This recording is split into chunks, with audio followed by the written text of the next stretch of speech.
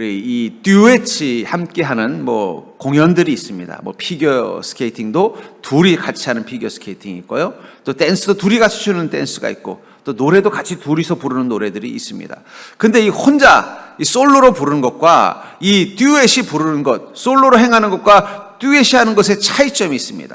그것은 뭐냐면, 솔로는 자신이 가지고 있는 기술적인 숙련도가 가장 중요한 부분이라면, 듀엣은 기술적인 숙련도만 가지고는 완벽한 공연을 할 수가 없습니다. 둘이 한 마음이 되어야 돼요. 왜냐하면 혼자서 하는 게 아니라 그 사람과 함께 동작을 이어나갈 때 서로가 한 마음, 혼연일체라는 말이 한 몸으로 흘러간다는 뜻이거든요. 그러니까 둘의 몸이 둘이 아니라 하나인 것처럼 한 마음이 되어야만 완벽한 듀엣으로서의 연기를 해낼 수 있는 것입니다. 전 그러면서 우리 그리스도인은 솔로가 아닙니다. 우리는 솔로가 아니에요. 우리는 듀엣이에요. 신랑 대신 예수 그리스도, 그분의 영신 성령님과 우리는 늘 함께 살아가는 듀엣입니다. 그렇기 때문에 우리가 어떤 인생을 살든 가장 완벽한 인생을 살려면 가장 중요한 건 뭐예요? 듀엣에게 가장 중요한 것, 그것은 기술의 숙련도보다 더 중요한 것은 둘이 한 마음이 되는 것인 것처럼, 성령님과 우리가 한 마음이 되어야 우리는 가장 완벽한 인생, 가장 완전한 인생을 살아갈 수 있다는 것입니다. 그러면서 완벽한 그리스도의 삶에는 반드시 성령과 한 마음이 되는 혼연일체를 경험하는 것입니다. 그래서 사도행전에 보면 성령의 사람들의 특징이 뭐예요? 그들은 성령님과 한 마음이 되어서 혼연일체가 되어서 살아갔고, 그것을 통해서 성령님의 은혜와 능력이 그들의 삶 가운데 나타나며 그들의 삶이 변화되고 그들의 인생이 구원의 풍성함으로 채워지는 것을 보게 된다는 것입니다. 전 그런 의미에서 우리 그리스도인이 어떻게 하면 하나님의 복을, 신령한 복을 누리며 사는 복된 인생이 될 수 있는가? 먼저 중요한 것은 성령 충만함이 우리 마음의 동력이 되어서 성령님과 한 마음이 되는 혼연일체의 삶을 살게 될 때, 우린 그때부터 복된 인생이 시작되는 것입니다.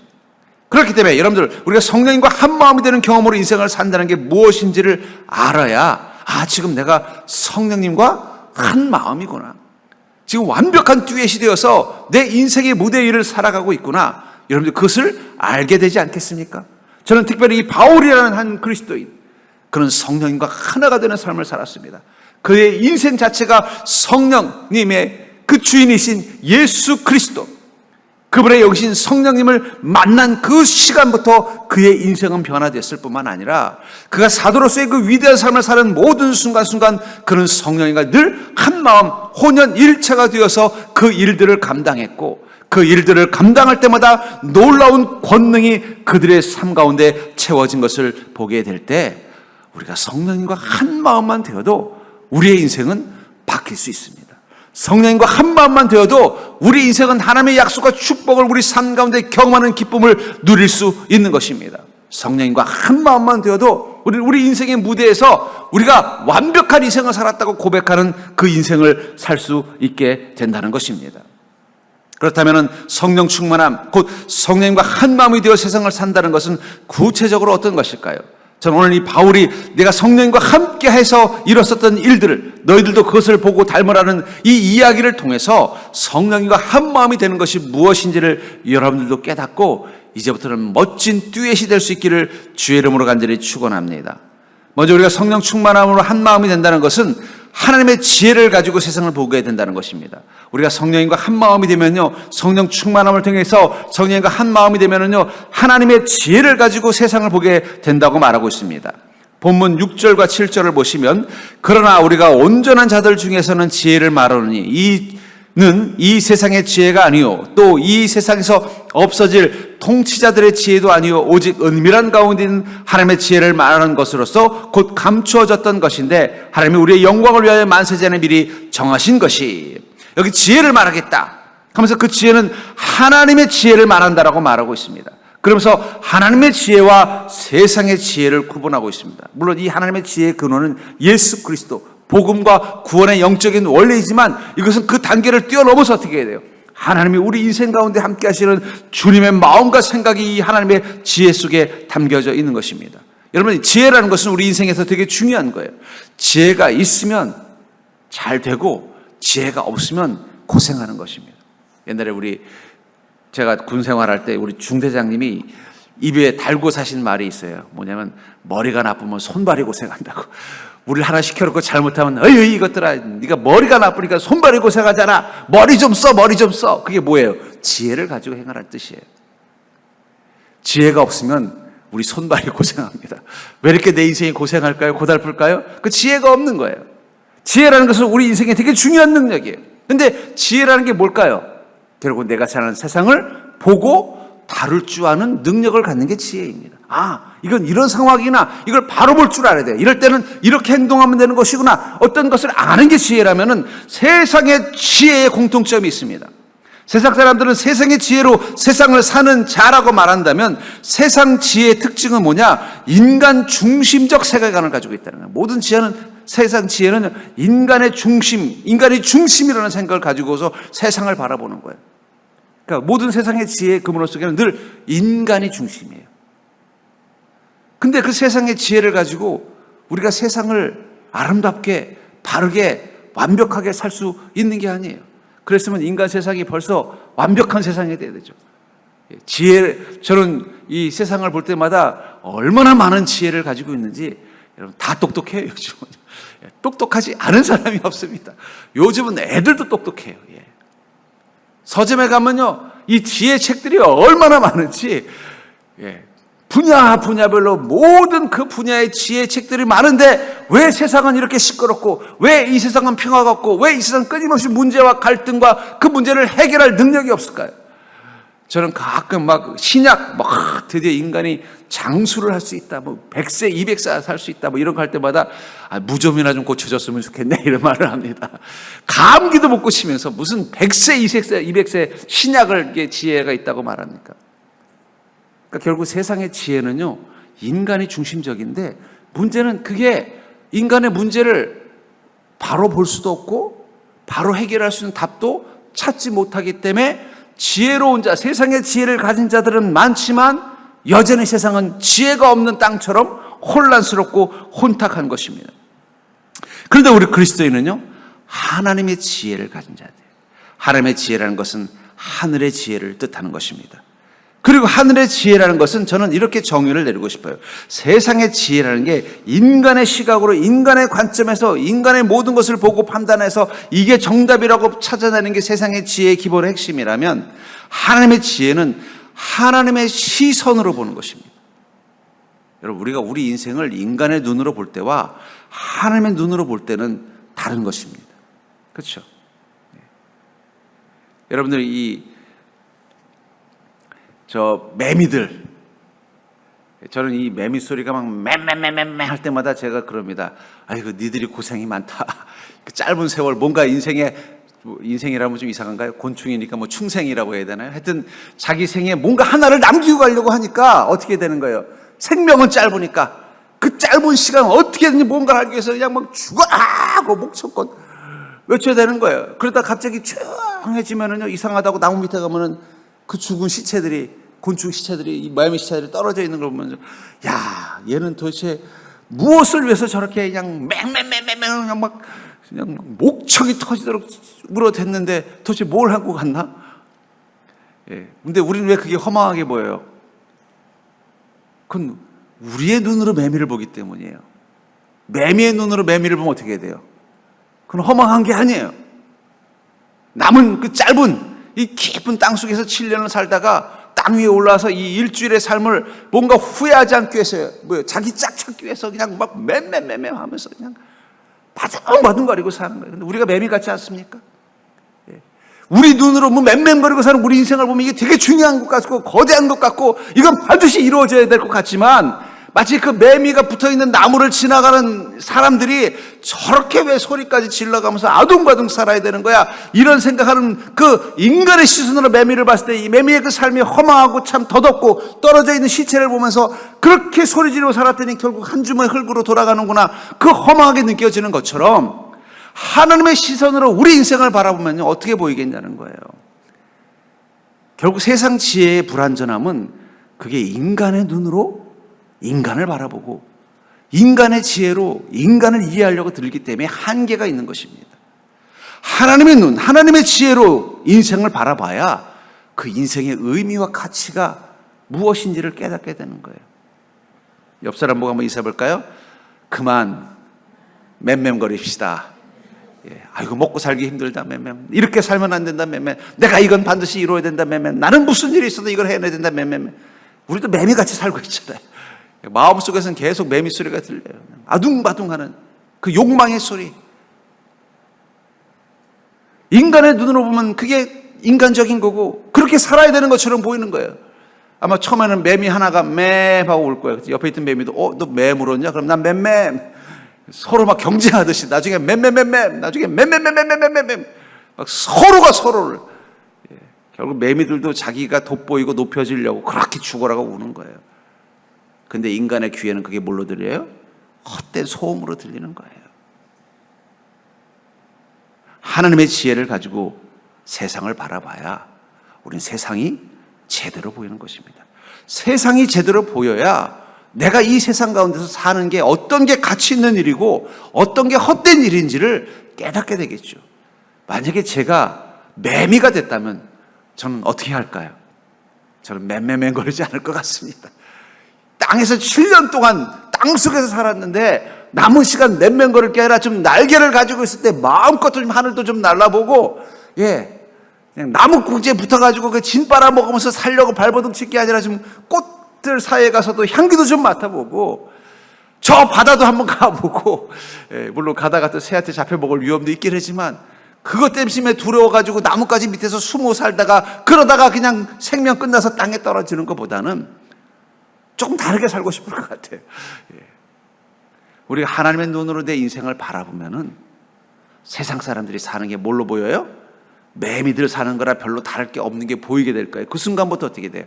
내가 뭐 하려고 저 사람들과 똑같이 맴맴거리면서 바둥거리고 살았는가? 허망하게 느껴지는 거예요. 그리고 내 인생을 바라보면요, 이제는 주님의 마음을 바라보면서 내 인생을 바라보니까 어떻게 사는 것이 선한 것이고 바른 것이고 후회 없는 것인지를 바르게 깨닫고 가게 된다는 거예요. 그러니까 성령 충만하면은요, 하나님의 말씀이 먼저 우리 안에 들어와요. 그러니까 성령이 충만하잖아요. 그럼 우리가 하나님의 말씀이 들어와요. 왜냐하면 하나님의 말씀은 세상을 보시는 하나님의 시선이 이 말씀 가운데 담겨져 있기 때문입니다. 유명한 독립투사들이 쓴 편지글을 보면요, 이분이 나라를 얼마나 사랑했고 이 나라를 위해서 자기의 목숨을 바치겠다는 그 각오가 그 편지글에 들어있잖아요. 마찬가지라는 거예요. 성경에 있는 말씀을 보면요, 하나님께서 이 세상을 어떤 눈으로 보고 계시고 이 세상에 대해서 어떤 마음을 가지고 계시고 우리 인간들을 향해서 어떤 뜻을 가지고 있는지가 말씀 가운데 보이는 거예요.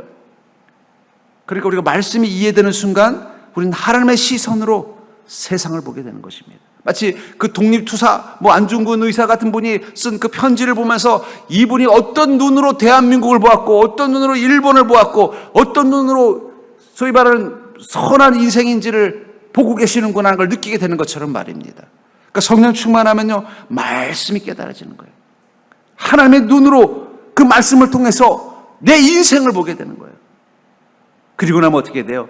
그 말씀이 지혜가 돼서 나로 하여금 하나님의 지혜를 가지고 우리의 삶을 살아가게 만드는 것입니다. 전 여러분들이 성령 충만함을 통해서 하나님의 지혜를 가지고 사는 인생이 될 수 있기를 주의 이름으로 축복합니다. 우리 옆 사람 보고 다시 한번 인사해. 그만 맴맴거리고 한번 하나님처럼 하면서 우리 인생을 바라봅시다.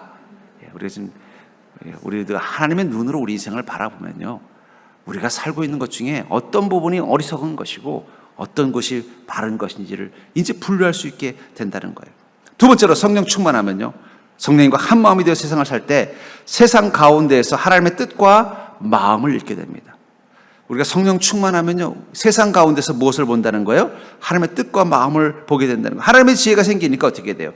세상 가운데서 하나님의 뜻과 마음이 읽혀지기 시작한다는 것이죠. 9절과 10절을 보시면 기록된 바 하나님이 자기를 사랑한 자들을 위하여 예비하신 모든 것은 눈으로 보지 못하고 귀로 듣지 못하고 사람의 마음으로 생각하지도 못하였다 함과 같으니라. 오직 하나님이 성령으로 이것을 우리에게 보이셨으니 성령은 모든 것 곧 하나님의 깊은 것까지도 통달하시느니라. 하나님께서는 자기가 사랑한 자들을 예배하신 모든 것이 있는데 그것은 눈으로도 귀로도 사람의 마음으로 생각하는 것도 생각하지도 못하는 것이라는 거예요. 근데 이것을 어떻게 볼 수 있느냐? 성령님만이 우리에게 그것을 볼 수 있게 해 주신다는 거예요. 우리가 예수님을 안다. 난 예수님을 압니다. 라는 말은 무슨 뜻이에요? 예수님을 바로 안다는 것은 예수님이 하나님인 것을 알게 되는 것입니다. 예수님이 하나님이라는 것을 알게 되는 순간 우리는 예수님을 나의 주인으로 영접하게 될 것입니다. 그때부터 우리 인생 가운데 구원의 삶이 임하는 거예요. 그러니까 여러분, 우리가 주님을 알기 위해서는요, 성령님의 조명이 있어야 된다는 거예요. 그리고 그를 우리에게 사랑하는 자를 위하여 예비하신, 바로 구원받은 자들을 위해서 하나님께서 주시는 은혜의 패키지가 있다는 것입니다. 근데 그것은 누구에게만 보여요? 이미 성령님이 임한, 오직 하나님이 성령으로 이것을 우리에게 보이셨으니 성령이 임한 자의 눈에만 보인다는 거예요. 저는 왜 그리스도인들은 긍정적일 수밖에 없는가? 무슨 희망 고문, 또 희망에 대한 환상을 가져서 그렇다고 생각하지 않아요. 여러분들, 우리가 사는 세상이나 세상 사람들이 사는 세상이나 험악한 것들이 있고 위험한 것들이 있고 불안전한 것들이 있습니다. 근데 우리 그리스도인들은 어떻게 긍정적일 수 있는가? 성령이 충만하면 성령님이 우리 눈에 보이게 하는 게 세상 가운데 있다는 거예요. 뭐예요? 바로 하나님께서 그 사랑하는 자들을 위하여 예배하신 것들, 그것이 보이기 때문에 우리는 긍정적인 거예요. 그냥 인간적인 눈만 가지고 세상을 냉철하게 바라보면 어떻게 돼요? 아이고, 이거 문제가 많은 거예요. 위험한 거예요. 큰일 날 일들이 많은 거예요. 걱정이 많은 거예요. 그게 정상적인 거예요. 여러분, 걱정하는 게 정상입니다. 근심하는 게 정상입니다. 문제가 보이는 게 정상이에요. 우리 그리스도인이 긍정적이라는 건 그걸 안 듣는 게 아니에요. 그걸 다 듣고 다 보는데, 문제는 성령님께서 우리 눈에 보이게 하는 것들이 있더라는 거예요. 문제도 있지만 하나님께서 우리를 위하여 예배하신 것들이 보인다는 거예요. 그러니까 두렵지 않은 거예요. 열왕기하 6장 17절부터 18절. 이 엘리사를 죽이려고 아람 왕이 군대를 보냈지 않습니까? 그리고 그가 있는 그 성을 포위하고 있을 때 이 그의 종 게하시가 바라봤더니 뭐가 보이는 거예요? 이 조용한 마을에, 조그만 마을에 무시무시한 아람의 군대들이 완전히 둘러싸가지고 지금 해만 뜨면은 엘리사를 죽이려고 준비하고 있는 게 보이는 거예요. 그게 팩트예요. 그게 세상의 사람들의 눈에 보이는 현실이에요. 우리도 그런 게 보여요. 인생의 위험한 것들, 우리를 헤아리는 것들, 걱정되는 것들, 그 눈을 가리는 게 그게 믿음이 아니에요. 그게 보여요. 근데 그때 엘리사가 뭐라고 기도합니까? 기도하여 이르되 여호와의 원하건대 그의 눈을 열어 보게 하소서 하니 여호와께서 그 청년의 눈을 여심해 그가 보니 불말과 불병거가 산에 가득하여 엘리사를 둘렀더라. 하나님께 엘리사가 기도하기를 내 이 제자 이 게하시 눈을 열어서 보게 해 주십시오 했더니 그때 비로소 뭐가 보이는 거예요? 성령이 그에게 임하니까 하나님께서 예비하신 게 보이는 거예요. 지금 이 엘리사를 둘러싸고 있는 이 환경, 이 팩트는 그를 위험하게 만드는 아람의 군대만 있는 게 아니라 하나님이 그를 지키기 위해서 보내신 불말과 불병거도 보이기 시작하는 순간 마음의 근심이 사라지고 긍정적인 평안이 생기는 것입니다. 그러니까 여러분, 우리가 성령 충만함에만 보이는 게 있다는 거예요. 오직 하나님이 성령으로 이것을 우리에게 보이셨으니 성령은 모든 것 곧 하나님의 기쁜 것까지도 통달하시느니라. 우리가 성령 충만하면 우리 눈에 뭐가 보이는 거예요? 우리를 헤아리는 인생의 문제와 위험만 보이는 게 아니라 그 안에서 우리를 사랑하시는 주님께서 사랑하는 자들을 위하여 예비하신 그 은혜와 뜻과 계획이 보이기 시작하는 거예요. 그러면 걱정은 사라지는 것입니다. 두려움은 사라지는 거예요. 그리고 우리 마음 가운데 기대와 소망이 넘치는 거예요. 그러니까 여러분, 그리스도인이 긍정적인 것은요, 현실을 부인하고 현실에 눈을 감고 인생의 문제에 대해서 모른 척하는 게 아니에요. 그것들도 들리고 그것들도 보이고 그것들도 생각이 나지만, 그러나 성령께서 무엇을 보게 하는 거예요? 그 문제 너머에 계신 하나님의 능력을 보이게 하는 거예요. 위험한 상황 너머에 있는 하나님의 그 권능이 보이는 거예요. 나를 헤아리는 것들을 가득한 그 속에서 나를 사랑하시는 주님의 음성이 들리기 때문에 우리는 어떤 것입니까? 인생에 대해서 걱정이 없는 거예요. 그러니까 여러분, 그리스도인이 걱정이 될 때는 뭘까요? 하나님이 없는 게 아니라 안 보이는 것입니다. 주님의 능력이 사라진 것이 아니라 주님의 능력의 발자국 소리가 안 들리는 거예요. 재미있는 장면이 나옵니다. 그 다음 기도 18절에 아람 사람이 엘리사에게 내려오매 엘리사가 여호와께 기도하여 이르되 원하건대 저 무리의 눈을 어둡게 하옵소서 하매 엘리사의 말대로 그들의 눈을 어둡게 한지라. 이 엘리사를 해하려고 했던 이 무리들, 그들의 눈을 어둡게 해달라고 기도했더니 그들이 어떻게 돼요? 엘리사를 못 보고 점점 더 위험한 그 사마리아 땅 한가운데까지 갑니다.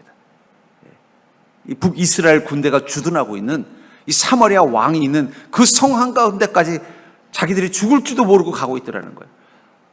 그러니까 여러분, 우리는 어쩌면 왜 세상에 위험해질까?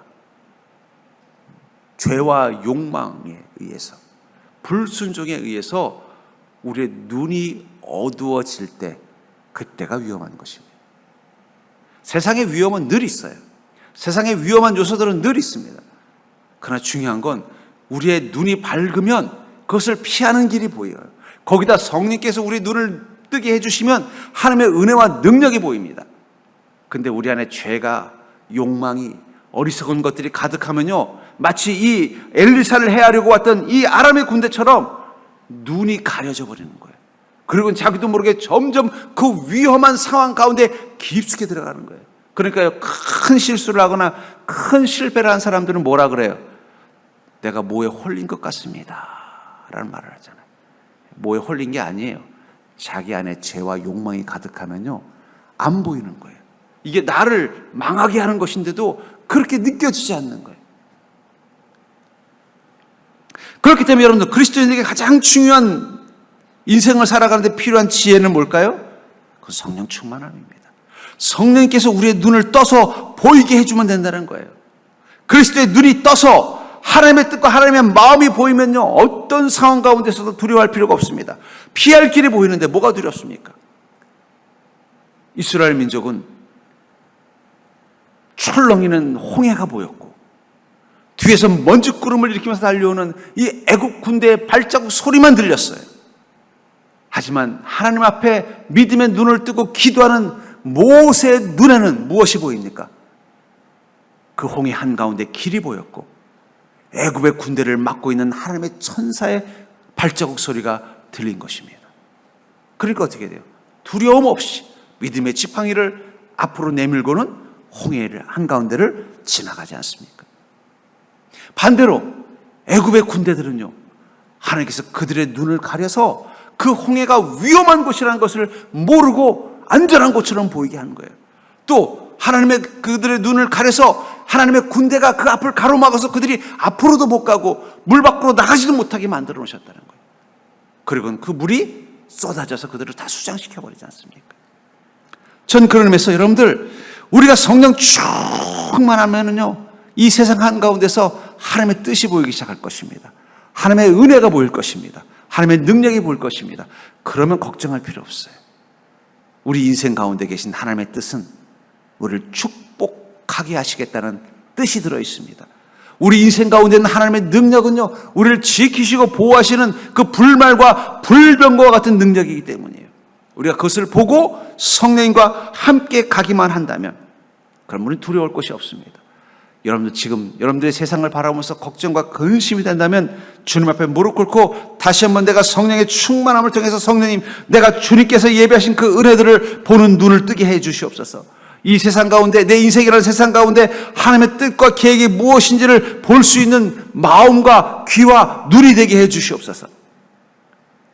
그 순간 우리 마음에 평안이 올 것입니다. 여기 보니까 성령은 모든 것, 곧 하나님의 깊은 것까지도 통달하시느니라. 우리 인생의 고난을 만나도 우리가 무릎 꿇고 기도하면서, 하나님, 내가 이 큰 문제를 만났는데 어떻게 하면 좋습니까? 하면은 성령 충만하면요, 성령의 음성이 들리는 거예요. 얘야, 걱정하지 마라.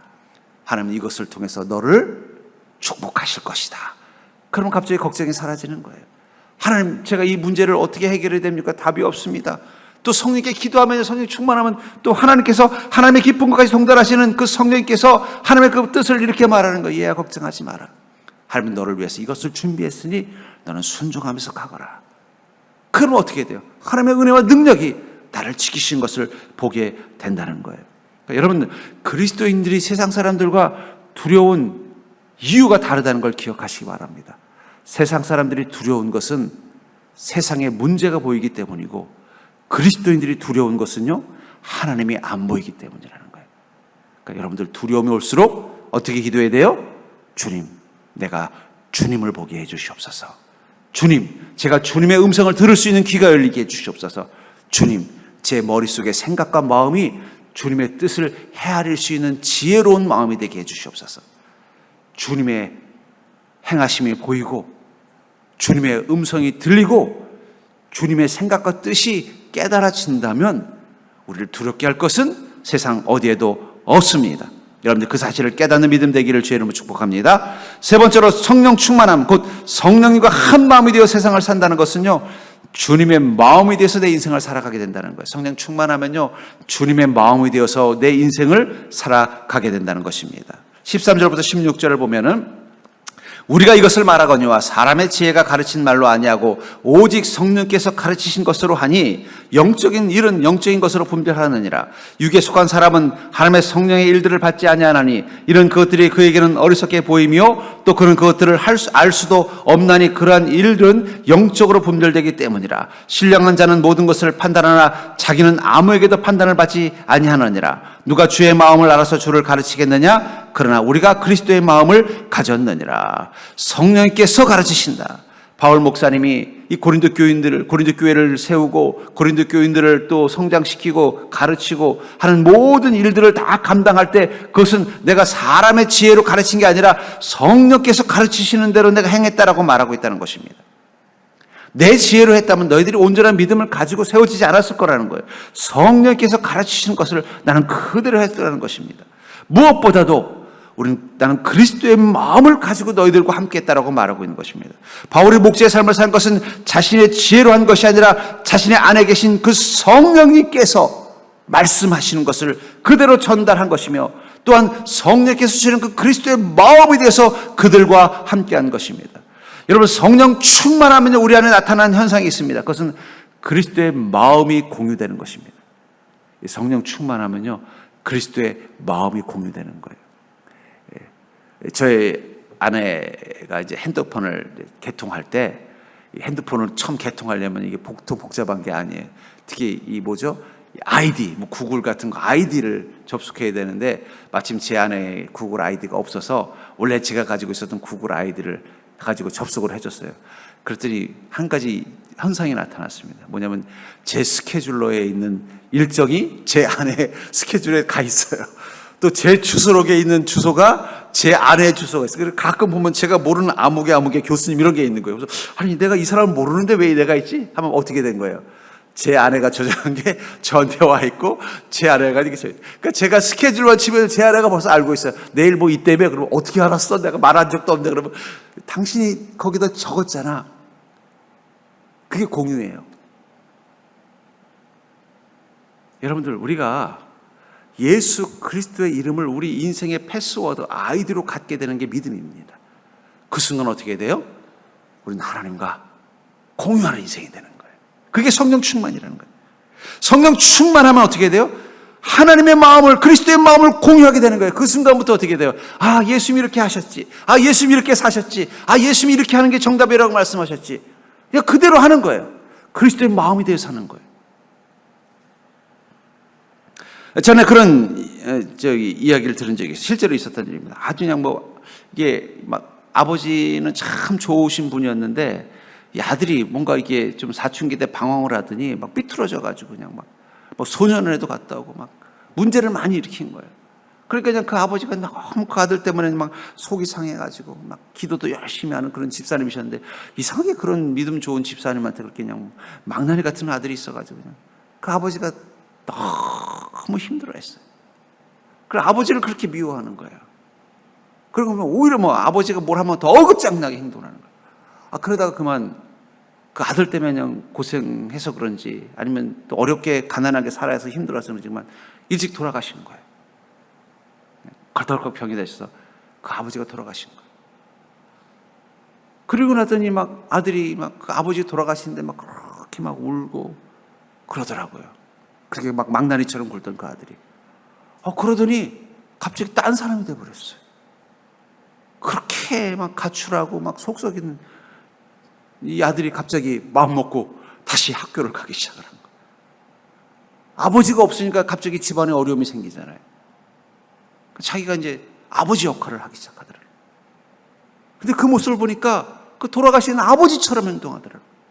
제가 그때 깨달은 게 있습니다. 그는 아버지가 돌아가신 그 순간 자기 눈에서는 아버지가 사라졌지만 그의 마음 가운데 아버지가 들어오신 거예요. 어쩌면 그전에는 아버지에 대해서 원망하고 부인했던 것은 자기 마음속에는 아버지가 없었어요.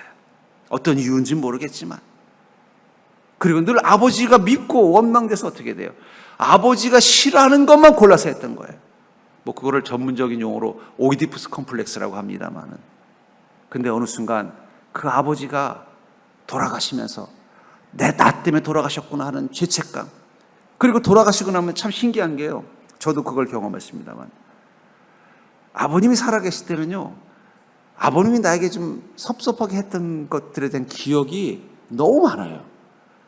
그리고 아버지와 행복했던 기억들은 별로 잘 떠오르질 않아요. 그냥 가끔씩 옛날 앨범 보면 그때 이렇게 있었구나 정도지 기억이 안 나는 거예요.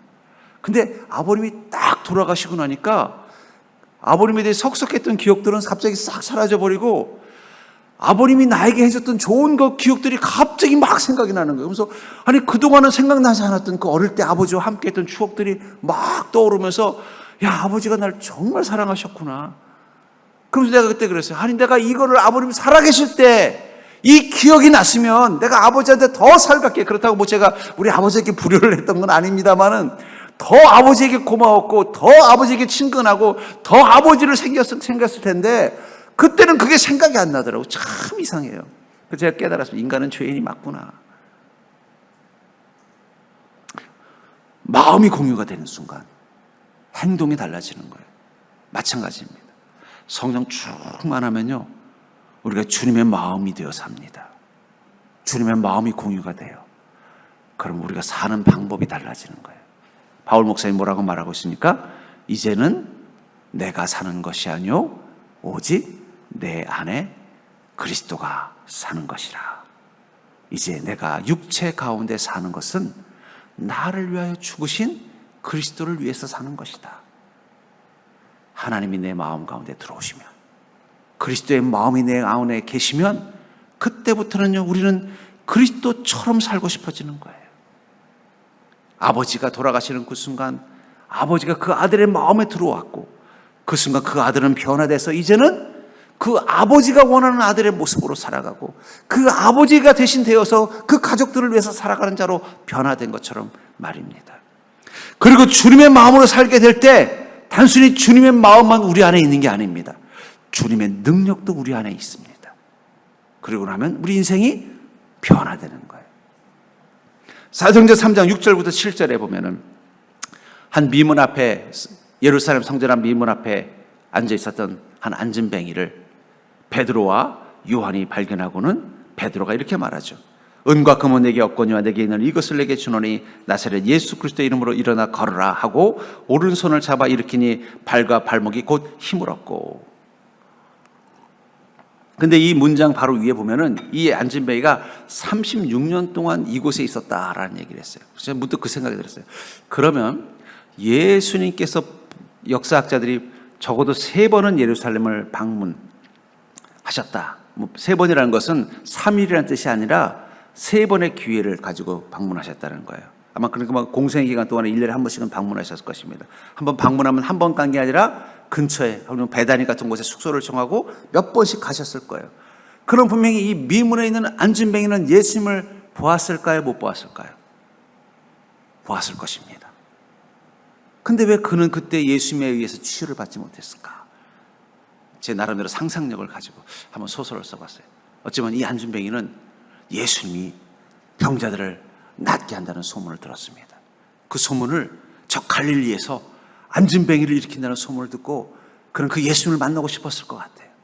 그래서 사랑하는 이들에게 부탁을 해서 나를 좀 갈릴리로 한번 데려가다오. 가버나움으로 한 번만 나를 데려가다오. 가서 예수님을 좀 만나고 싶어. 그래서 어쩌면 그 친구들은 이 안진뱅이를 데리고 가버나움으로 갔을 것입니다. 근데 안타깝게도 예수님이 이미 그 가버나움을 떠나셔서 또 예루살렘에 와 계신 거예요. 허겁지겁 또 예수를 만나러 왔더니 또 예수님은 이미 그때는 또 이 예루살렘을 떠나서 또 여리고로 가시는 거예요. 그렇게 만나고 싶었지만 예수님을 한 번도 만나지 못한 거예요. 그리고 어느 날 새로운 소문을 들었어요. 예수님이 십자가대를 죽으셨다는 소문을 들은 거예요. 그 순간 그는 포기했을 것입니다. 낙심하고 자포자기했을 거예요. 나는 주님을 만날 수 있는, 주님을 만나서 이 병으로부터 일어날 수 있는 복이 없는 인생이야. 그리고는요, 그냥 그래, 이게 내 운명이야 생각하고는요, 여전히 그 미문 앞에서 하루하루 살아가는 데 필요한 그 돈 몇 푼을 구걸하는 것으로 자기 인생의 유일한 복이라고 생각하고 있었습니다. 그러던 어느 날 예수님의 마음을 가진 베드로가 그의 앞을 지나가게 된 거예요. 이 안진뱅이는 이미 예수님은 죽었다고 믿었기 때문에 이제 나를 이렇게 세울 사람은 없다고 생각하는 것입니다. 그리고 그저 사람들에게 동전 몇 푼 모아서 그거 가지고 하루하루 먹고 살고 노후라도 준비해서 너무 비참한 인생은 되지 않기를 바라는 마음 가지고 한 푼만 달라고 지나가는 사람들을 바라보면서 이곳에 더 이상 나를 이렇게 세울 예수님은 없어라는 마음을 가지고 동전 몇 푼만을 구하면서 서 있었을 거예요. 그런데 예수님의 마음을 가진 베드로가 그 안진뱅이를 보는 순간 그는 그 앞을 지나갈 수가 없었어요. 왜냐하면 주님의 마음이기 때문에. 주님도 이 안진뱅이를 만나고 싶었지만 어떤 이유인지는 모르지만 한 번도 부딪히지 못한 것입니다. 그런데 영으로 계신 예수님이 베드로의 마음 가운데 있으면서 뭐라고 말해요? 베드로야, 은과 금 그에게 주지 말고 나의 은혜를 그에게 주어라. 그를 일어나 걷게 만들어라. 그 순간 베드로는 주님의 마음에 대해서 이렇게 말했던 것입니다. 은과 금은 내게 없거니와 내게 있는 것 곧 나사렛 예수 그리스도의 이름으로 일어나 걸어라. 그리고 오른손을 잡아 일으켰습니다. 그때 안진뱅이는 이렇게 고백을 했을 거예요. 갑자기 난 동전 몇 푼을 줄 줄 알고 기다리고 있었는데 그 베드로라는 사람이 은과 금은 내게 없거니와 네가 그렇게 기다리고 만나고 싶어 했던 예수 그리스도의 이름으로 명하노니 일어나 걸어라. 그 말을 듣는 순간 내 마음 가운데 다시 소망이 살아났습니다. 나도 다시 일어날 수 있다는 소망이 살아났습니다. 그리고 나도 모르게 손을 내미는 그 순간, 베드로의 손을 붙잡는 그 순간 내 눈앞에는 더 이상 베드로가 아니라 예수님이 보였습니다. 그리고 저는 예수님의 손을 붙잡는 그 순간 용기가 생겨서 두 발에 힘을 딛고 일어섰습니다. 여러분, 그리스도의 마음이 되면은 그리스도의 능력도 함께 하는 것입니다. 그럼 우리도 그 안진병이와 같은 인생에서 일어날 수 있다는 거예요. 그래서 우리는 성령 충만해야 돼요. 성령 충만해야만 하나님의 지혜를 가지고 우리 인생을 바르게 살아갈 수 있고, 성령 충만해야만 하나님께서 우리 인생 가운데 예비하신 주님의 그 사랑을 발견할 수 있으며, 성령 충만해야만 주님의 마음이 되어서 우리 인생을 살아가고 주님의 능력을 내 삶 가운데 경험할 수 있기 때문입니다. 저는 그런 의미에서 여러분들, 이제부터 여러분들 내 마음으로 사는 자가 아니라 예수 그리스도의 마음으로 사는 인생 되기를 주님으로 축복합니다. 그게 여러분들의 인생을 바꿀 수 있는 유일한 힘과 능력이고 기회라는 거예요. 전 여러분들이 그 미문에 앉아있던 안진뱅이처럼 주님의 마음을 가지고 삶을 통해서 여러분들의 인생을 바꿀 수 있는 놀라운 은혜를 경험할 수 있기를 주의 이름으로 축복합니다. 그러면 그것을 위해서 여러분들 성령 충만을 통해서 예수님의 마음이 내 안에 충만한 순간부터 경험하십시오. 그게 중요한 거예요. 성령 충만은 주님의 마음으로 충만해지는 것입니다. 여러분들 그 놀라운 은혜를 경험하는 인생 될 수 있기를 주의 이름으로 간절히 축원합니다.